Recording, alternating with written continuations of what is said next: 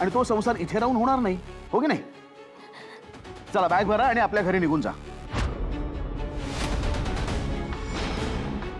मला कळत नाहीये का दादा मी काय सांगते ते. मला नाही जायचंय कुठे, मी इथेच राहणार आहे. ऑप्शन नाहीये तुझ्याकडे अर्पिता. मी तुला शेवटचं सांगतोय अर्पिता, जा आणि तुझ्या बॅग्स घेऊन ये लगेच, ताबडतोब.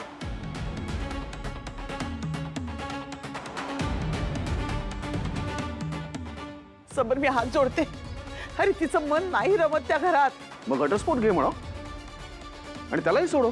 तो हिची मुलगी सांभाळत बसलाय तिकडे आणि ही इकडे येऊन काय करते? नको त्या प्रश्नांमध्ये लक्ष घालते, नको त्या प्रश्नांमध्ये सल्ले देते स्वतःचे.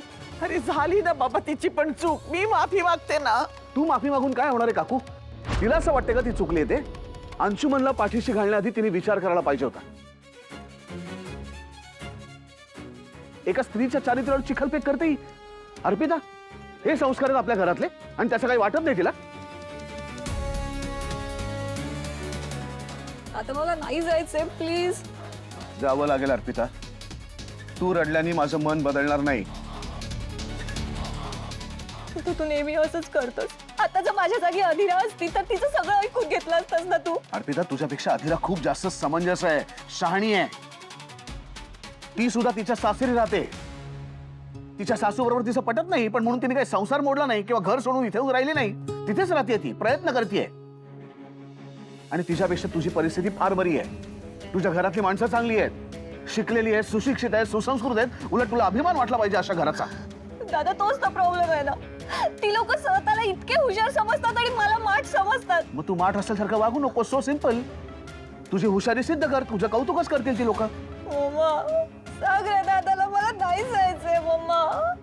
समर समर प्लीज प्लीज प्लीज एकदा तिच्या बाजूने विचार कर ना. अरे तिला खूप स्ट्रेस होतो त्या घरात.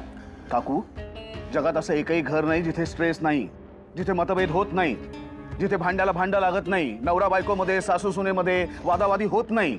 पण तरी सुद्धा सगळेजण गुण्या गोविंदांनी एकमेकांना समजून घेऊन, ऍडजस्ट करून, कॉम्प्रोमाइज करून संसार करतच असतात. किंवा इतका जर कंटाळा येत असेल तर स्वतःच्या पायावर उभी राहा, स्वतंत्र हो, स्वतंत्र राहा. इथे येऊन ठिया मांडून बसायचं नाही. खरं तर हे आई म्हणून तू आधी हिला सांगायला पाहिजे होतंस, पण तू सांगितलं नाहीस ना काकू, म्हणून माझ्यावरती वेळ आली आहे. आणि अर्पिता सासरी जाणार हे फायनल आहे, यावर मला चर्चा नकोय.